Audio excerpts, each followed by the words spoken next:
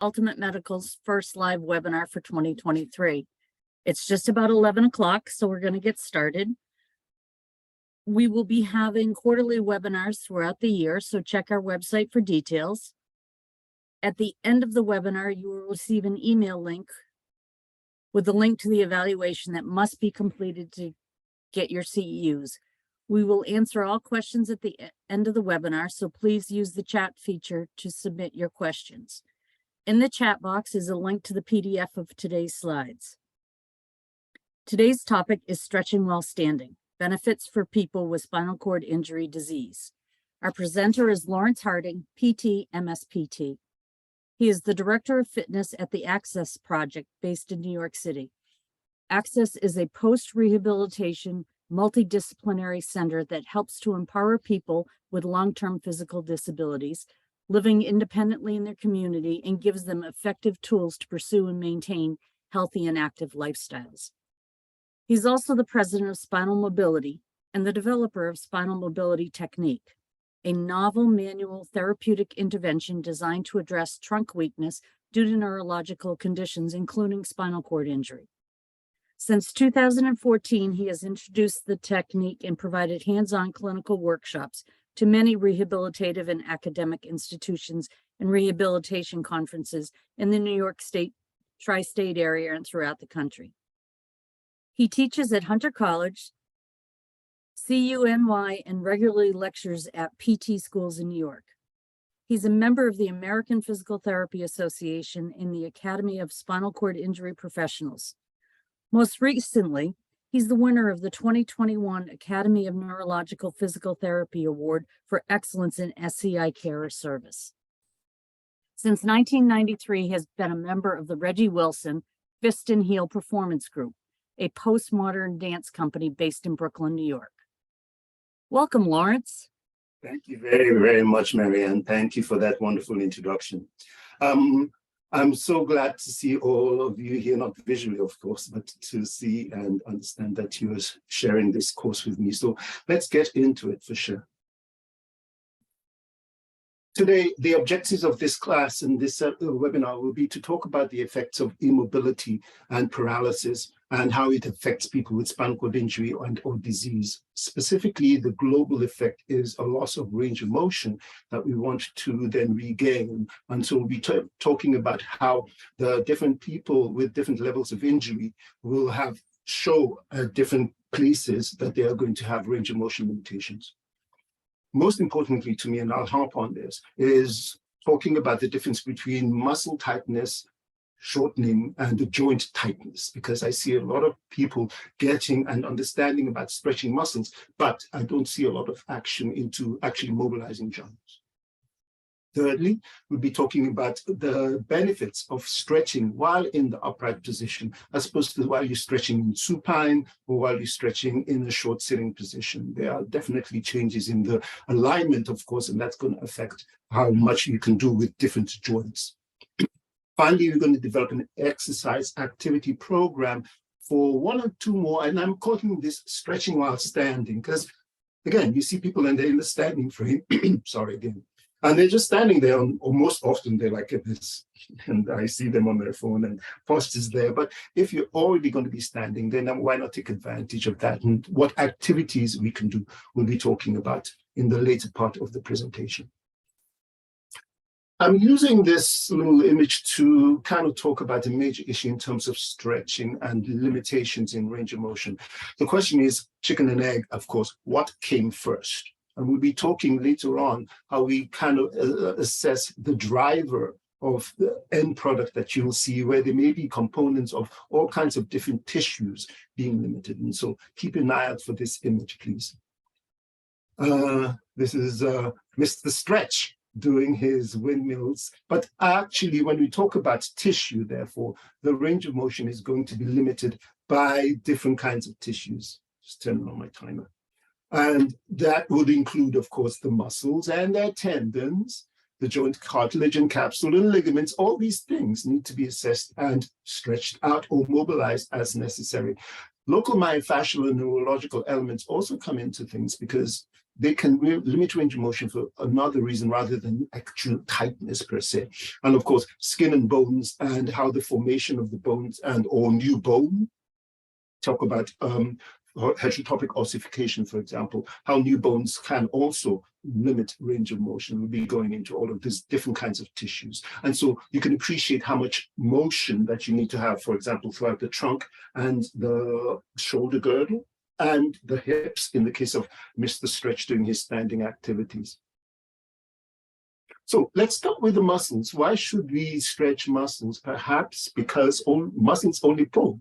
You know, they're just the one thing. And you can look at the sarcomere down there and see that it's actually a one-directional thing. So the question is, what gets it back to its starting position? And typically, in our human experience, that's usually some other muscle to pull it back. And we'll talk about antagonists in the next slide. Or gravity will just bring you back to the stretched out position. But as we age, our muscles get tighter and stiffer. Okay, microtraumas that we don't even realize, or major injuries can change the elasticity of the muscle, definitely over time. And then you add on traumatic injuries like a neurological situation like spinal cord, that will absolutely limit how much a muscle will be able to return to the starting position. So we mentioned antagonists, and this is one major way in which one muscle gets pulled back into its lengthened position. We use another muscle, and antagonistic pairs is generally how the body works. There are only a few sphincter muscles that don't have an antagonistic pair.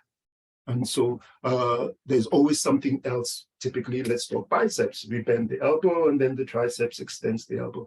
Muscles come in these pairs. But neurologically, let's start neurologically speaking, if the muscle biceps, in this case, say, it comes in at the spinal cord level C5, but the triceps, its antagonistic pair, only comes in at, not only, but comes in at C7. You have a muscle imbalance because of the neurological layering of the brachial plexus and of the shoulder girdle. And so we want to respect that. Again, at that C5 level into C6 level, there is this big imbalance. And so watching out specifically for all kinds of pec tightnesses, because we do not have necessarily the retractors, the full retractors coming in. C5 to 6 gets this all the time. I see it consistently. And if there are other issues with different kinds of tissues we'll be getting into, you're going to have problems here for that C5, 6 level. Lower down, I see the L2, L4 difference between the iliopsoas, and then our glutes come in at L5 or so. And so if somebody's sitting for a prolonged time and or they have a lot of tonality, we'll talk about that, into their lower extremity, I see this in their very low tension, paraplegics, then you're going to have a muscle imbalance because one agonist is innervated, but the antagonist is not. And so look into that. Positional tightness or contractures. Now, this is a big one. When I say positional, I mean not only where the person is placed, but also where the person places themselves. My typical example is if the person is right-handed and the controller is here, this is the free arm and doing things with this arm. And I often see this kind of weight shifting to the opposite side from the controller. And so that position where somebody's placed or where they put themselves over time can also add to limitations in mobility of a particular joint. Again, like with muscles, micro tears, micro traumas can affect our muscles. But when we start looking at the joints now, osteoarthritis in the joints can also limit joint range of motion. And now we begin to talk about what's happening with the muscles and what's happening with joints, right? And I stress that when we're looking at range of motion, of course, we'll be mentioning the elbow, I mentioned the hip joint. These are big joints, of course, and we want to pay attention to them. But if you think about the limitations and some of the problems that come with spinal cord injury, such as thoracic, pulmonary, cardiopulmonary problems, I really do stress to the students I teach that you should pay attention to the rib cage and the thoracic mobility here, because it makes such a difference, not only to, of course, cardiopulmonary activity, but it makes a huge difference into upper extremity and shoulder girdle range of motion. And so please look at what's happening around here. Very much so. Now, I'll say this again, in not only your tetraplegic population that may not have the action of the big muscles, but also in your high paraplegic population, people at that T5 up to T1 level, where their abs haven't really come in, the low back isn't really strong, and they're kind of stuck in this sunken position. Their thoracic mobility can be quite limited. 48% is a lot of people who are developing some kind of joint contraction, minor, typically, or even major. And so making sure that you show people the importance and get them to buy into the importance of regular and effective stretching is really important for the long-term mobility of now increasingly chronically affected people with spinal cord injury.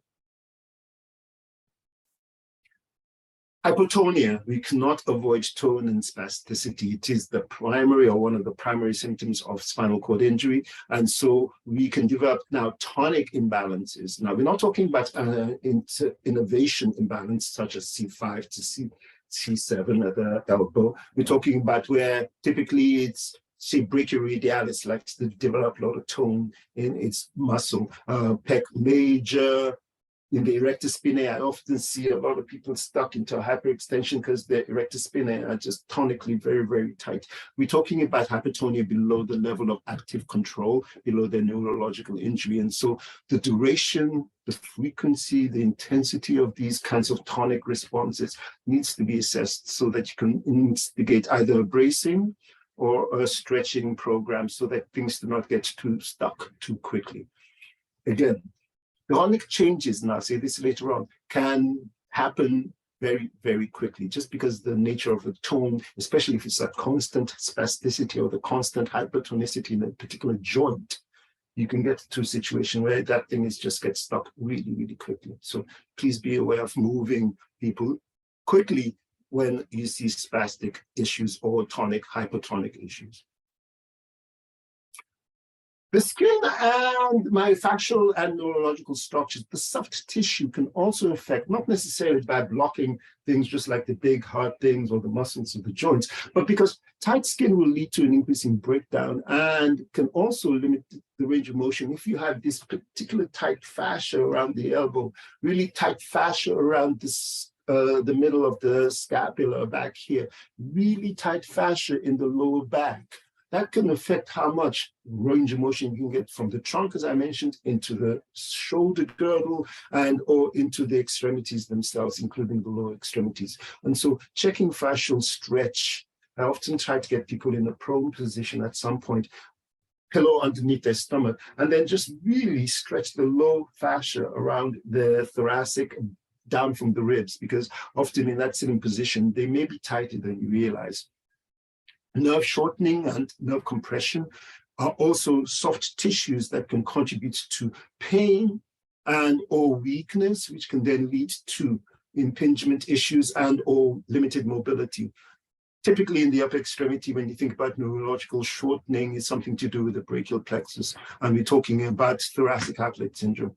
The same can be said for some of the sciatic radiations that some people complain. Again, at people with a low paraplegic injuries, you might see more of that. And definitely when you get into chord equina issues, which we're not talking about strong because they're usually quite strong, but that might also be a factor in terms of pinching of those big nerves coming down from the lower extremities. So we want to definitely assess the tightness in those structures for sure. Soft tissue changes, as I said, can occur really, really quickly. Pathologically, what happens is that protein synthesis starts to drop really quickly, and then you've taken a little piece of meat out of the fridge and left it on the countertop. Things get stiff really quite tightly and quite quickly. So within the first 24 hours, you're going to see signs of collagen infiltration into the perimysium. And collagen is a stiff thing compared to the actin myosin of muscle fibers. And so collagen will start to harden the muscle and other places as well, the joint capsule, for example. Neurologically speaking as well, what happens is when the muscle group or the muscle bulk itself is getting tight and collagen is seeping in, the muscle fibers that get recruited will be decreased. Therefore, you have less access to the active muscle fibers, and therefore you continue to get tighter and weaker. And so you can see good numbers, big numbers, 60% of shortening in the muscle fibers. And we're talking about animal models here. Fortunately, we have protocols in place to move people, etc., while they're in acute care. And that's why we're talking about range of motion to limit the effects of this kind of pathological changes. What happens in the joints? Osteophytes, big time. And limited movement will create an imbalance in the osteoclastic and blastic activity of the bones, and then you get this overdevelopment of the osteophytes, similar to the process, which we don't know exactly why, right, of heterotopic ossification. So you want to look at is it an HO issue? Osteophytes are forming. The joint capsule itself, adhesive capsulitis might form, and arthrofibrosis, where again, the joint capsule, rather than being a nice loose thing that allows for the different joint mobilities to happen, it then becomes this really stiff bag, and the range of motion is going to end up limited. The cartilage itself, the third component of a joint, might be limited by drying out, osteochondritis dissecans. And all tears in the cartilage can result in a sort of inflammatory cycle where you have a little tear, stuff gets inflamed, and then it gets tight and stiff, and then it tears a little bit more, and then the cycle repeats itself. And so joint changes are absolutely crucial to assess when you're talking about loss of range of motion in people with spinal cord injuries. So let's look at how we assess the range of motion. So for the different levels of injuries, we can assess levels of injuries. We have Asia, which we'll be using also for kinesthetic and positional activities and sensation activities. We have the Asia impairment scale to work with. And so we know that the higher the level of injury, the less mobility you will have, and so more lower parts below your level may lead to more loss of range of motion. We mentioned tonic activities, which will lead to muscle and joint tightness. We mentioned pain in terms of neurological structures like thoracic outlet syndrome or radicular problems into the lower extremities. Noxious sensations in terms of how, sensation may be present, but it's not normal. And those kinds of somatic soreness after a heavy workout or neurogenic pain can lead to postural changes because people will find a place to be to avoid or minimize their pain. We mentioned how tightness of neurological structures can lead to pain generators in the upper extremity for sure. And if you touch people's neck and really assess some of the muscles that go up to make the scaling triangle and other things we'll talk about for thoracic outlet, there's a lot of pain there all the time. And unless you go there, people don't necessarily know it's there, but the body feels it. And they may just get used to it and say, it's nothing, it's not a big pain, but it's another pain. Visceral issues. A friend of mine, spinal cord injured at C6, just had some GERD symptoms, and he was having palpitations in his heart, and he thought something's cardiac's going on, but it was a GI issue. And so kidney issues, as we know, cause hypertonicity, as well bladder issues. Of course, GI issues as well. So these autonomic or visceral dysfunctions can also affect range of motion again, because you're going to assume a posture to get away from as much pain as you possibly can. And so that postural alignment will change with these kinds of pains. I have beaten to death thoracic tightness and how that can affect pulmonary function. And I mentioned fascial and skin tightnesses. We need to look at if there's more of one of these things or multiple things going on, then that person will increase their probability of having tightness in some parts of their body. So what do we need to look at? Let's assess all of these tissues. What are the tissues affected? How tight are things? We need scaling and grading, okay? Then we'll talk about this chicken and egg problem of what are the generators. I call them what are the drivers, because A, maybe the driver that leads to B, C, but if you only focus on B and C, you're not looking at A, the driver, you're going to miss the boat. Assess mechanisms. You have to try different places and different things. Different places, I mean, which drivers are affecting this multiplicity of activities. And so is it coming from the low back? Is it coming from the hamstrings? Is it coming from the gastrocs? Okay, and then an effective and sustainable. You can't give, one of the things I learned as a younger therapist is you can't give people 10,000 exercises. It's just, they're not going to do them. 3 or 4. the big ones. And so creating a sustainable exercise routine is really, really important. And then look at additional interventions, because you may need to think about bracing, you may need to think about serocasting, you may need to think about Botox, you may need to think about other big interventions. And so think outside just, it's all about the joint. There may be bigger things going on that you can then use other tools to help increase this, minimize this problem, increase range of motion and less tightness. All right, so with muscle range of motion, we have goniometry. We can assess scars. We can mobilize scars within the skin, coming to that, but we can definitely use goniometry to see how much actual range is there in that joint. Okay, with our joints, we can use mobilizations and grading systems of mobilizations to assess what's actually going on, and therefore we can get grading. Hypotonia for spinal cord injury, we have the modified Ashworth scale, and I'll talk about hypotonia and Ashworth limitations, just like with everything else. This doesn't cover everything, but there's a small limitation I'd like to bring in that affects tonicity. So look at your upper limb. I mentioned the upper limb because typically those are the ones that most people are going to be affected at the tetraplegic and at the paraplegic level. So we're going to assess nerve tightness and impingement using some impingement tests for the shoulder, but that upper limb nerve tension tests for the brachial plexus. We can assess skin sensation and proprioception and awareness of the joints using the AIS, deep pressure in terms of touch.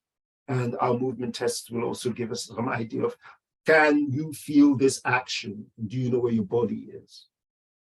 Pinch test for hydration, I'll mention, and I'll show you a little video about it. And then we can also look at fascial lines. We're not going to get into fascial assessment in this course. There's a lot of things, but pattern systems, if something is happening on one side, when you start thinking about scoliotic changes in multiple directions, are some of the fascial lines, and also limiting the action, not just the joints of the, say, iliocostals and the vertebrae in the back. And mostly, we want to get a really good history of what this person does, what positions they assume, what activities do they do habitually that are only one-sided or bilaterally causing other issues, say in the vertebral column, because they're doing this thing in a slumped bad position. And so very much so talk about habit, talk about posture. I mentioned this and I throw it in the PDF, which you have, just to remind you of all the muscles that move and position the scapula. At some point in your tetraplegic population, there will be some muscle tightness. There's more than likely in tetraplegia going to be some tonic changes going on in there.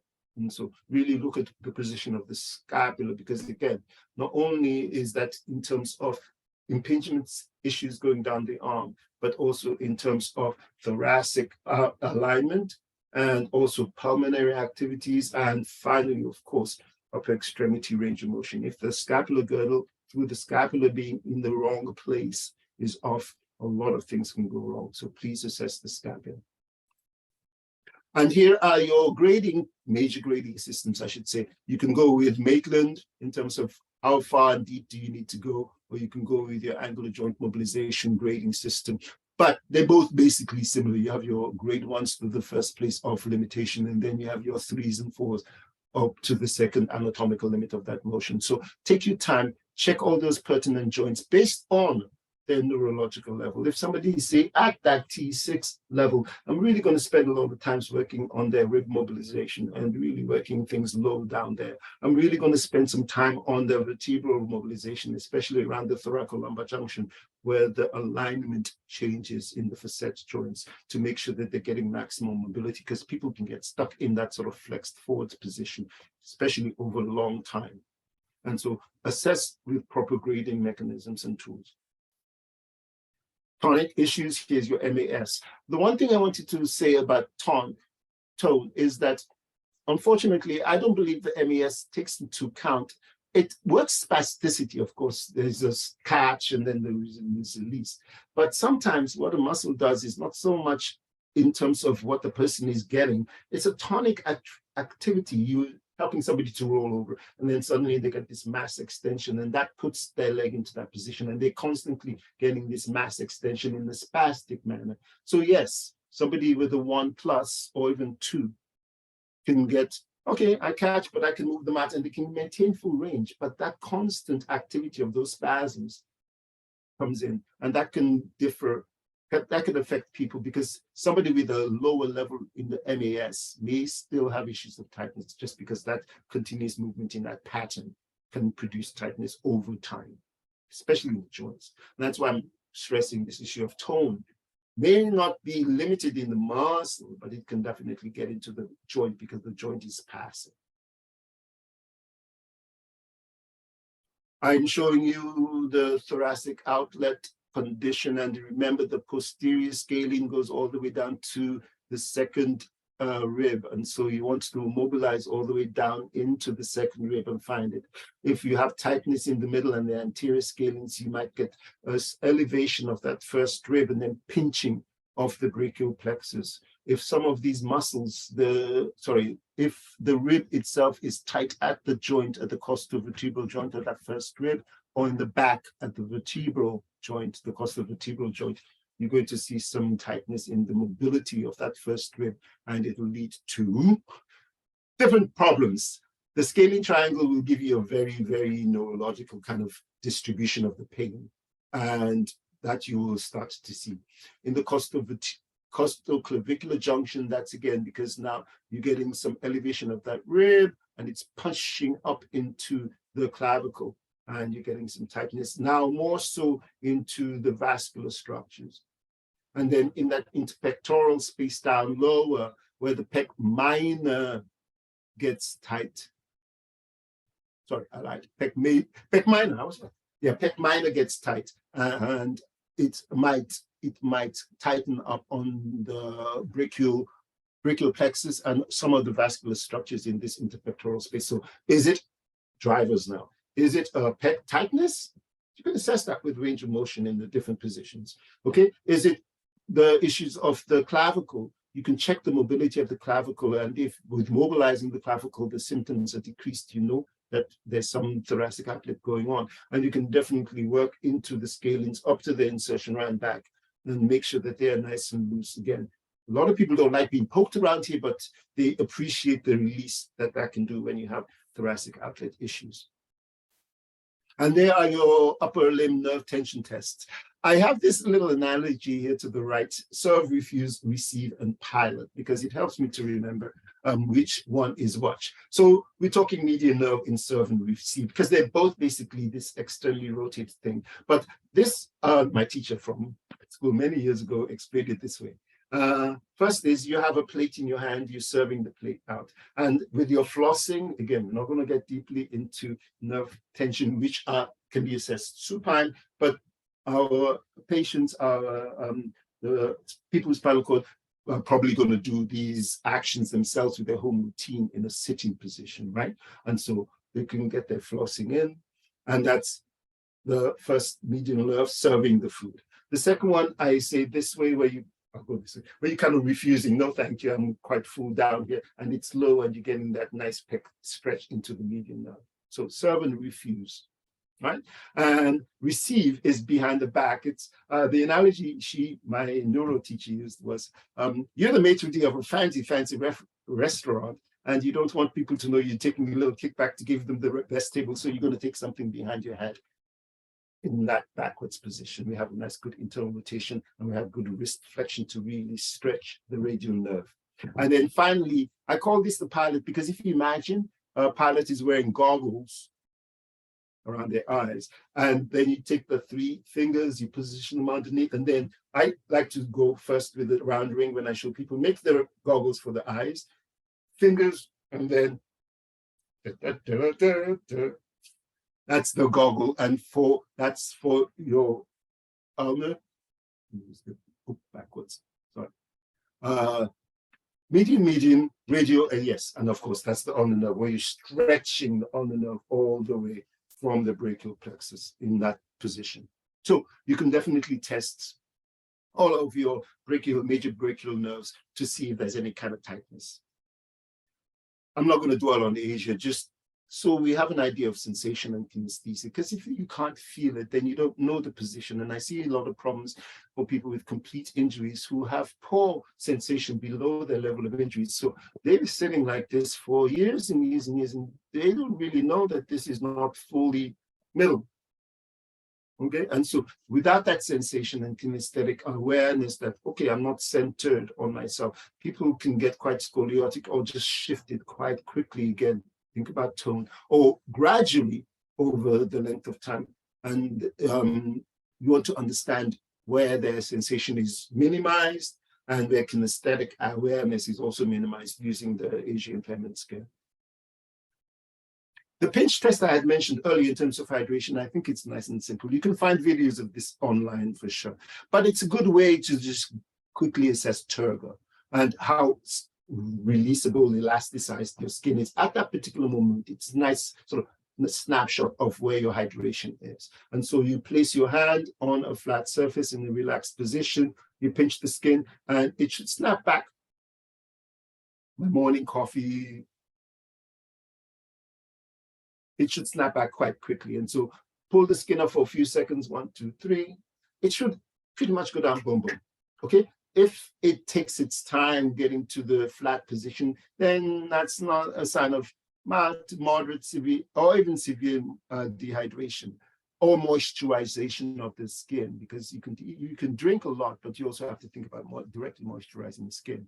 And so I believe that when we talk about cupping activities, which have been around for hundreds of years, right? I think it's that idea of getting this nice skin release and myofascial stretching. I think cupping works really, really well. And if you have a chance to suggest that to your patients, it will be a good thing, especially cupping in those parts of the back that people cannot get to. Looking at the driver, chicken and egg, what is going to be the cause? These are my opinions, okay? If you're talking about unilateral tightness, it could be muscle imbalances or tone, okay? They could be more significant, but again, we just talked about all the tools to assess what's going on. Similarly, potentially it could be positional tightness as well, because the person told you, and you see when they roll in to see that they're sitting like this, and I'm looking, okay, so that may be part of the drive because you're sitting like that, okay? It could be their back, it could be the wheelchair, it could be other factors that affect, again, where they end up or where they put themselves. Pain is a third one in terms of position. So is it neglect? You just end up there and that's where you are. Is it habit? Or is pain putting you into that bad place? Now, when we're talking about bilateral tightness, this is important. The presence of bilateral tightness should also come with the presence of a bilateral degree of muscle imbalance, pain, or hypertonicity. Because if it doesn't work in one of those things isn't on both sides, then more than likely they're secondary, because now you're in this funky position and your tone is just bad.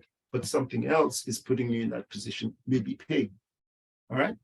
So the presence of bilateral tightness without a bilateral degree of muscle imbalance, pain, or hypertonicity would say it's a positional thing, meaning that, for example, their back is off and they're just stuck in that place, or their back or their seat is too short and they're ending up in a slightly slid forwards position, and now they're stuck in hip extended position rather than being able to go into hip flexion to come forwards on their trunk.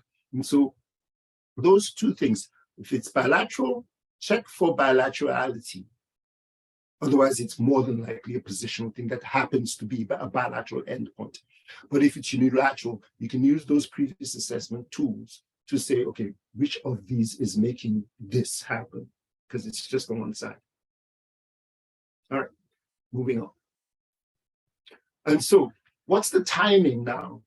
Again, my own thinking over time and looking at this problem is, that's why the asterisk is, by the way. So if you're talking about muscle tightness tends to develop at a moderately fast pace. Why? Because generally speaking, that person is moving their bodies around or somebody else is moving them around. And so it takes time for that muscle to really shorten. It needs to be stuck in that place for a while and not being moved. And knock wood, everyone's being moved or they're moving themselves. Positional tightness does tend to develop more slowly. Yes, you might be in that position, but you're still wiggling around, and because there's no muscle activity, it's not really a tonic cause. It's just the joint capsule slowly getting tight. It tends to develop quite slowly because that's the only component tissue that tends to be affected when you're thinking about passive positioning. Hypertonicity, pain, and other things, they're the ones that drive things really fast. We are quick to move into tightness with hypertonicity. We're quick to move into postural changes with pain that then lead to tightness quickly, because then we also neurologically tight up. And of course, if your neurological structure starts to get tight with pain and weakness, then things are going to get tight really, really fast. So that's my general thinking when I'm looking at how I would address issues with tonicity from different tissues, from nerve tissue versus positional versus muscle. All right, let's go into standing now. I want to say quickly, this is a lie. It's not a lie in the sense of we are doing the stretch, but this is a little trick I started using. What the gentleman is doing in his right hand here, this is red, he is a paraplegic at T4. He's got this little pole, which is actually holding in his right hand. So that gives him support here as we go into that deep stretch. He's not falling over. Often what happens is if you just do an open chain stretch like that, the person has really got no control, and you clinically are in hard class and you're doing more work. And so it's a small little trick I picked up a little while back, and give them at the para level, even at the tetra level, they can plant themselves and lock into their scapula. It encourages action here, and so it encourages more trunk control into the lockdown side, and it encourages, if their hands can slide down the pole as we stretch, it gives them a little bit more controlled mobility when you're doing some of these stretches. So little trick there. So standing, of course, encourages full repositioning of the joints in the lower body and encourages mobility of all the trunk and the spinal joints. Definitely gets into increasing thoracic mobility out of that sort of sitting slumped position again. If you're that sort of high para, there's a lot of things going on. And often because the seating has to be modified to allow you to move, there's a lot of things going on I see in that population. Definitely cervical, forward neck, cranial repositioning compared to sitting. And you can, as I just indicated with the stick technique and the tool, you can really get full body activities with standing, stretching. And so we want to make sure that we keep this activity in multiple planes. So my mantra is, stretching while standing will improve your sitting posture for sure, because how can it not, all right? Precautions, of course, we have to talk about. So poor joint alignment, orthopedic limitations, of course, and anything that is fused and blocked, look out for that, not only because you can't mobilize what is fused, but also typically, as you would expect, above that level and below the level of fixation, you're going to get some hypermobility because that person still needs to look around and see where they're at. And so if one section is blocked, typically above and below, you may get hypermobility. So watch out for mobilizing things that you don't need to mobilize. And also, please, when you're thinking about tightness, my analogy is this: if you have a piece of rubber, and let's say the ligamentous structures between all the vertebrae are more like a rubbery. If you have a section that's tight, which is the thoracic spine, really stiff, and then you have a section that's loose, the lumbar spine in a different way, and you have a section that may be moderately loose, the cervical spine, and you start to twist and do movements to those different parts. The part that's stiff is going to stay stiff, and all of your work, if you don't isolate that stretching and mobilization, is going to end up in the part that moves. And so you hypermobilize the loose parts, minimize the tight parts because they're already tight. So be very specific to where you're going in when you're looking at tightness and where you're looking at especially fusions and ORIFs. If there's dyspnea going on and the respiration is weird and wonky, then you have to work on what's going on for that. It may be just anxiety, hyperventilation. You can work and treat that. There may be autonomic dysreflexic issues, of course. So you get increased hypertonia, and then you get that crazy flushed faceness going on, and you can see signs of autonomic distress. Hopefully, the person you're working with also understands their signs. Dizziness and vertigo, of course, can come in with the rooms. Spinning, lightheadedness versus dysreflexia, where you get the sort of blanking and the fading out. And that's a good cardiopulmonary distress. Bring them down, check blood pressure sequentially as you might be going up. Use a tilt table gradually to help people get into the upright position. And of course, generally, if somebody's not been in an upright position for longer than 10 years, I do ask for a bone density scan, just to be sure. You never know, especially not so much of the long limbs, but of the small bones in the vertebral. You can cause a stress fracture just bringing somebody up and then doing some simple activity. You can get a nice burst fracture in the vertebral spine. So watch out for that in people who have not had some kind of osteoporotic check in a while. All right, we're going to use the passive stretch as the main stretch, and we're going to use a trunk rotation as our sort of typical stretch that we all do. All right, and so typically when you talk about stretching, we're talking about static passive stretching, meaning the person puts themselves into a position, or they use some other parts of their body, or they are helped by somebody to go into that stretch position, and you hold it 20, 30 seconds, a couple of times, and you're good to go. One of the things that I'll be doing with the videos is we're watching the whole video, because the big thing, as we all know, is people don't take enough time to stretch. You know, a 10-second stretch is not the most effective stretch. 20 seconds, at least 30 seconds optimally. You don't need to stretch for 2 minutes, but you need to stretch different things for the optimal amount of time.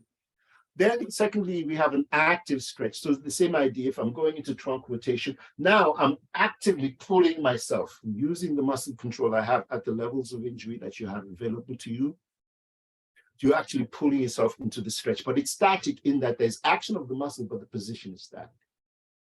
20 to 30 seconds. And then we have our isometric, sometimes called a contract, relax, stretch.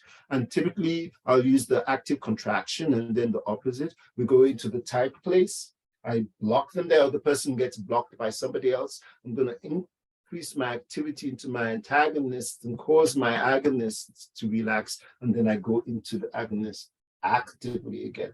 So working tighter, tighter, tighter. So we'll start with a basic static stretch. And this is Mario. Mario is injured at the T6 level for a long time, about 40 years.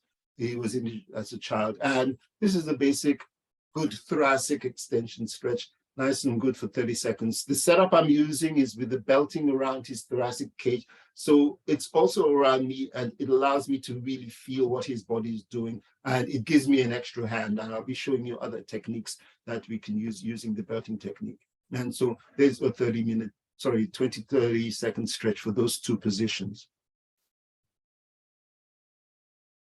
And moving into a side bend stretch, another static stretch. So this time, again, I'm using that thoracic strap around his thoracic cage to isolate where the stretch is going to be through the belt, so that when I take him, he's just not falling over at his pelvis. The belt allows me to lock the stretch into the level where the belting is, and we can get some very isolated stretches. I can lower the belt a little bit on him, and it's around me as well, so that we can get stretches at different levels of his thoracic spine. One of the things, of course, you have to be aware that you can't really go above T7, because the scapula, the bottom of the scapula is about T7. So it works well for the ribs and the vertebra below T7. Above T6 and above, you have to kind of go into you have to do it manually.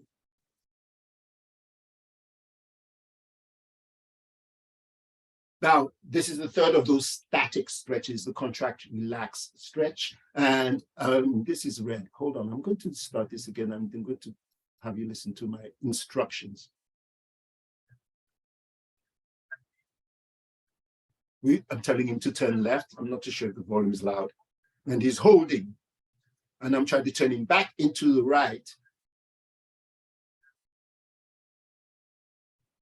10 seconds, I give him a little tap so we get some tactile cues, and then we turn actively back into that left rotation. And he's breathing, and we're holding, and we're making sure the alignment is as good as possible. And he's then doing it again. We do it 2 rounds, and that's the other thing you can do. It doesn't have to be just 1 and then you're done. You can add, 2 to 3 even. And that's very additive in its effectiveness. We can also use movement for stretching. And what's his name? Mr. Stretch at the beginning of this demonstration was doing a dynamic stretching activities. The movement itself is what takes you, and it's not ballistic. Ballistic would be things like when you hold kettlebells, you're throwing yourself and wrenching yourself in place. We do not do dynamic stretching for people with spinal cord like that, at least I don't.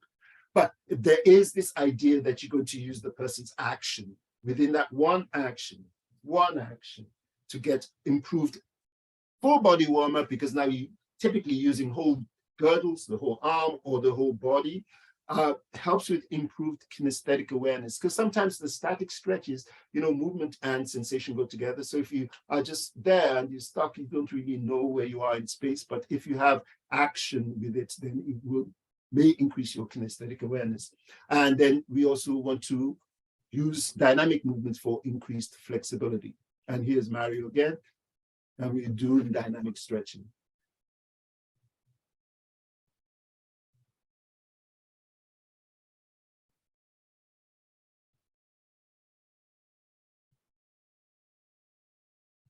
And that's very, very effective. And you can do that for multiple joints or just an isolated girdle, like with the shoulder girdle in this case. Full body stretches in the upright position. I showed you the static stretch from Mario, and this is Angel. Angel has a low injury at T11, and he's been injured for about 10 years, less than Mario. And I like to give those little cues. So once we're in, and I'm counting, and I have them count as well so that they can breathe, because a lot of times people want to hold their breath when they're getting stretching. And so the cues to kind of get into, okay, release that. And then also verbally say the words. I want to hear you count aloud.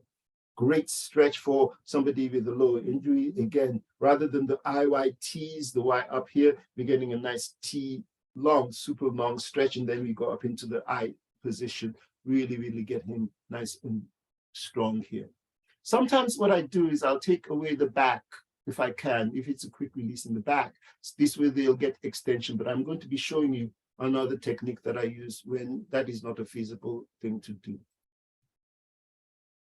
Pause. All right, so this is new to you all, I'm sure, relatively speaking. I use the belting, and that's mostly what spinal mobility is about, how to use belting to help me mobilize individual joints or sections of body, as I'll show you in these next 2 slides, and also to give people, when we do it with the trunk activity, information about where their body is in space, kind of like training wheels a little bit. And then as they get more aware and they're able to control, we can take away the belting, and we can do it using a lockdown and an overflow aspect. So this is just a passive stretch. I put the belt around Angel's pelvis, because again, what I tend to see is when people do a side stretch, they're really just falling over, or maybe they're twisted wrong. And so we can't get a really effective stretch into the quadratus lumborum on one side, the intercostal muscles on the side of the lateral portion of the thoracic cage. And we really want to get in those deep, deep, deep in there. So I use the belting to isolate the action into the pelvis and up. So when I help Angel go into that side bend, the pelvis is going to stay the same, and it's just not going to fall over his head. All right, and let's watch what it looks like. And so I'm putting a little tension backwards on my hips, and then you saw me just change my hand position. I'll do that again. You saw me change my hand position. So I'm not cranking on his shoulder. I'm actually pushing into his thoracic cage and working down towards his QL. QL is a big one for that. And there we go. My hand starts up there, but then I stabilize myself, and there most of the work is going through my right hand to really push, and the pelvis belt to really get that stretch to go between my right hand and the pelvis. I can bring the belt higher. Same idea.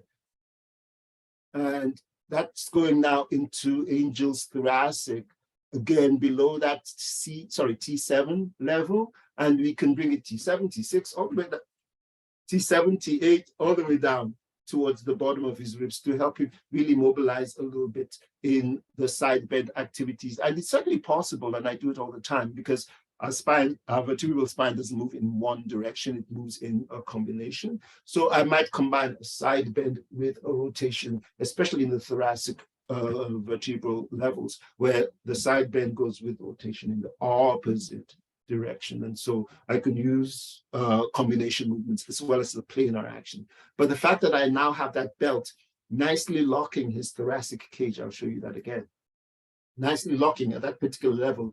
If somebody comes in with scoliosis, that's the tool that I'm going to use, because unless you just, I mean, admittedly, yes, you have to get them down on the mat and loosen up as much as you can at the vertebral level, intercostal muscles, spaces, the costal vertebral in the front sternocostal, all these parts have to be loosened up manually. But in the standing position, now that you have that full expansion of the thoracic and it's in anti-gravity, you can really use gravity to help you work the muscles and work the looseness. Let's look at that for a final one. And I pull and I block him, and we really just get a nice sustained long static stretch there. I love pulleys. You can do it at home very easily. You get a door lock that anchors onto any door that closes well, and pulleys and strings, you can buy those at the local hardware store. And it doesn't need to be fancy. Or what he's indicating is that he can't get a full extension because the push handles of the standing frame are in the way. We can either take them off, they can be removed down here, or we can just work around them. But you can do multiple activities for the shoulder girdle, like very, very easy. Now, looking at this, there's a belt around his pelvis, and we're coming to that. What is that belt down around his pelvis doing? Now,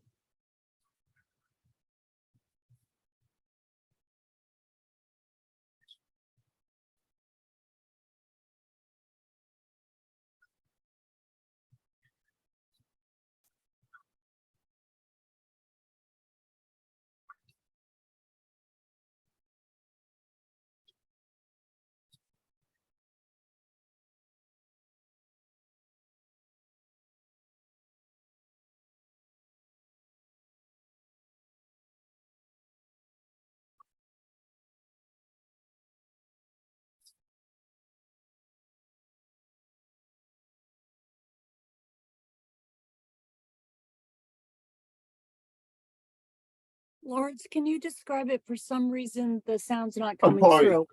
Okay, I'll talk it through. Thank you. Not a problem. I'll restart. Thank you very much, Marianne. I was wondering about the volume. So I'll turn the volume off. All right. And so what I did is I positioned the belt between the top of his iliac crest and his greater trochanter, right where the gluteus medius is. And the belt is nice and level, so it'll keep him nice and taut.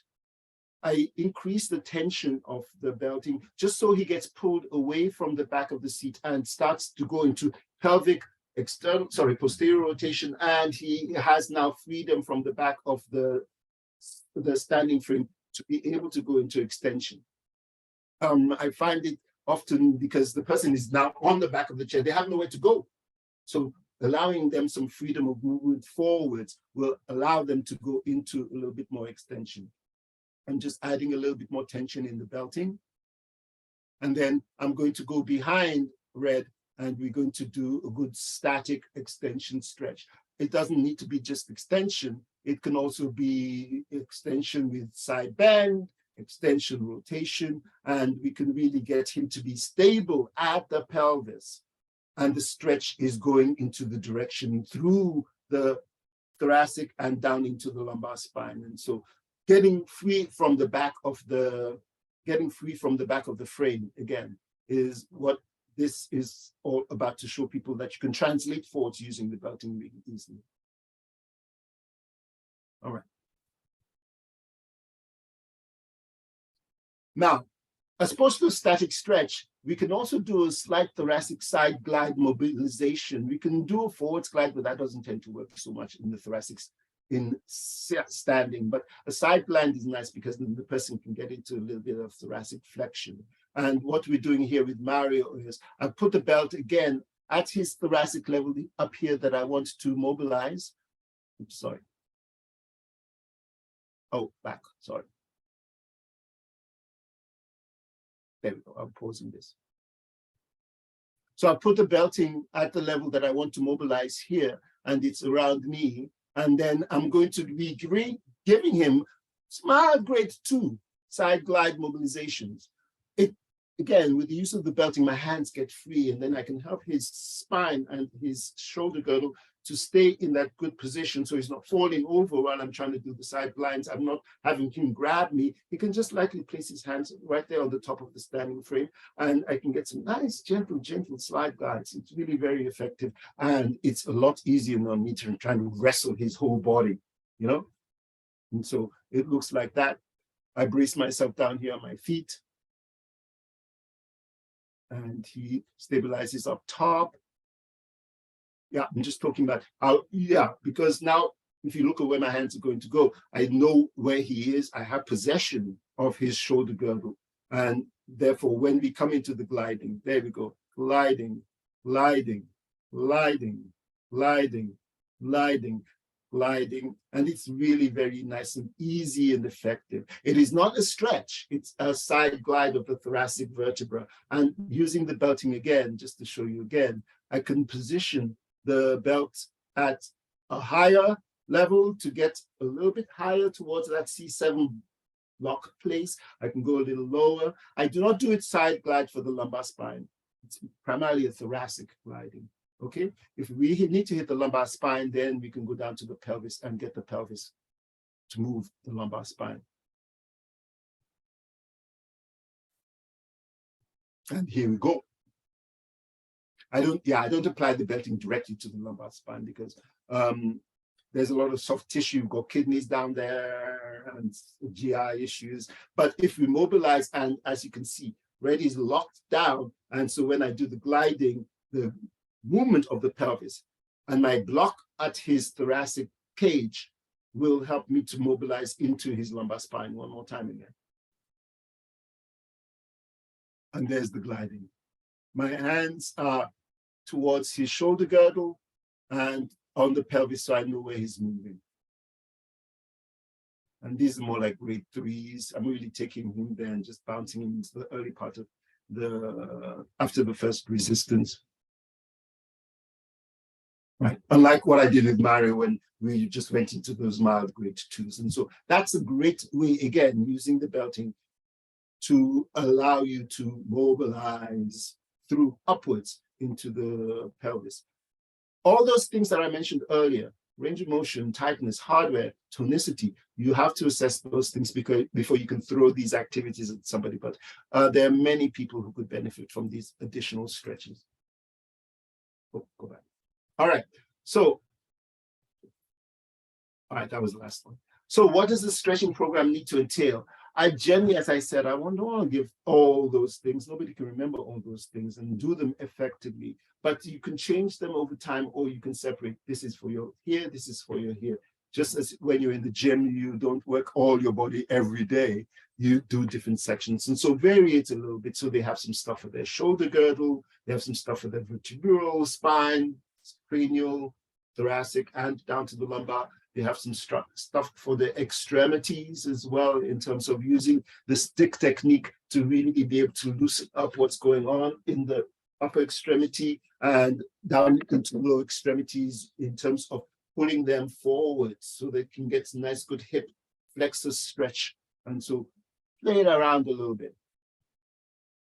Yeah, most people do not stretch long enough. And so a 30 to 60-minute stretching routine is not a bad thing, doing different parts, okay? If you're standing, and we know that standing, you want to be standing for about 60 minutes, no, you can definitely do a quick 30-minute routine rather than standing there staring at your phone. Use these multiple tools in multiple ways to get multiple benefit. 5 times a week, yes, that's what the literature says. And again, stretching different parts daily, all right? So we're getting to the end now, thank you. And so in conclusion, or in summary, take home messages. Let's look at all these things. Stretching is important, and good and necessary for people with spinal cord injury or disease. It definitely helps maintain maximum range of motion of all the joints by addressing tightness in different tissues and isolating the drivers, different tissue drivers of what's causing the lack of range of motion. All right. It helps us to maintain and assume different positions during our ADLs because, you know, gradually if you get stuck there, you get stuck there. All right. It definitely can help us when we're talking about orthostatic hypotension, especially if you're doing it in a standard position, because you can now get full motion into the lower extremities as well when you're in the standing position. It definitely helps us improve cardiac and pulmonary function because we can keep thoracic, rib cage, shoulder girdle, low back, all of these things affect pulmonary function. All right. And so if you can get different alignments with standing and stretching, it'll definitely affect how great our definitely pulmonary function will be. All right. Repositioning in standing now from the sitting position, getting all that flexibility in the spine, encouraging thoracic mobilities I've been harping on. All right. And these full body activities and multiple limitations can be addressed when we're in a standing position. And my mantra, stretching while standing will absolutely help your sitting posture. Thank you all for attending this long and I hope informative webinar. And I look forward to any questions that you, Marianne, will pose for me. Thank you. Thank you, Lawrence, for a great presentation. We have a few questions. If people would put them either into the Q&A feature. First question, Lawrence, is how long would one need to stretch the muscles daily to decrease the loss of range of motion? Are there studies that support this? So good stretching for all kinds of stretching, not specifically only for standing while stretching. A 30-minute at least stretching program daily for people with spinal cord injury is absolutely warranted. There's a bunch of research down here and pharmacological, we can look at treatment of myofascial pain. So there is literature to support this down in the literature review. Next question. What is your take on positional splints to help decrease tone? Or do they actually increase tone? Yeah, great question. I find that often they can do the converse to what you expect. I think it's a give and take. I'm not a big believer in truncal positioning tools. TLSOs and all of those kind of truncal braces just don't work, number one, in my head. And secondly, they limit function so much that you are losing in the long run. Tonic issues, Dynasplints as a brand, if you want to look at that, Dynasplints, I do find, because one is they give you a gentle but long stretch. So for the elbow, for the ankle, I definitely recommend those kinds of tone reducing splints. Honestly, I'm a big believer in combining those other interventions, as I mentioned earlier. So if I'm going to be doing a stretching program, I invariably will say to somebody, get an E-stim machine, put it on tone reduction, put it on the fatiguing mode, and fatigue out those muscles. And then when you go to stretch them, the neurological intervention will feed into your mobility intervention. So rather than saying only one way, we can add multiple interventions, even just warming up a muscle before you stretch it. It's a simple enough thing to do. And so those other things can double the effectiveness of a stretching program, but you got to do it for as long as you can. 30 minutes for different parts takes time. Great. What is the normal frequency to get Botox? Can it be given more frequently? Are there any contraindications to getting Botox? That would be a great medical question because they tend to determine those questions medically. So I would say talk to your local physiatrist. I do know that there is a certain number of times that Botox for these kinds of tone reduction applicable, and it's not like you can just pop in like steroidal joints, come in every 6 months and you can get them, because the efficacy will fade over time. And it is a toxin, and so you don't want to over inject a muscle. And so I would say there are time limits. I generally don't see them being done earlier than between 6 weeks and even over a year. There are a number of sessions one can receive into that same area. You can, of course, do different parts of the body. For long-term care, do you teach caregivers how to do these stretches? Absolutely, absolutely, absolutely. It doesn't make any sense to put it all. I mean, if you have somebody with a, oh, sorry, you have somebody with, say, a tetraplegic injury, say at that C5, 7, and you want them to be able, they can't stretch their own elbow out if they have a little tightening going on into the elbow. They have to be stretched out passively by somebody else. So yeah, you have to get buy-in, so to speak, from the caregivers and from family members, if only to make sure the caregivers are getting the right activities done. And I encourage people when I'm discharging them, say from an outpatient setting, you know, just like you have to see your doctor every year so that they can check and make sure all your medications are still appropriate and all, you know, I think it's definitely one of those things with different kinds of coverage, of course, issues. It's definitely worth returning to see your therapist, your PT, your OT, every year, 2 years, just to say, you know, let's have a little checkup. I don't need therapy, but let's see where things are going. So these chronic things can be addressed. Our system doesn't really do well for chronicity in spinal cord injury, but I think individually in our institutions and in our practice, we can incorporate reviews, periodic reassessments into how we help our patients for the long run. Yes, ma'am. How often do you recommend these stretches be complete? Again, back to this recommendation back here. Up. Those are the numbers. How often?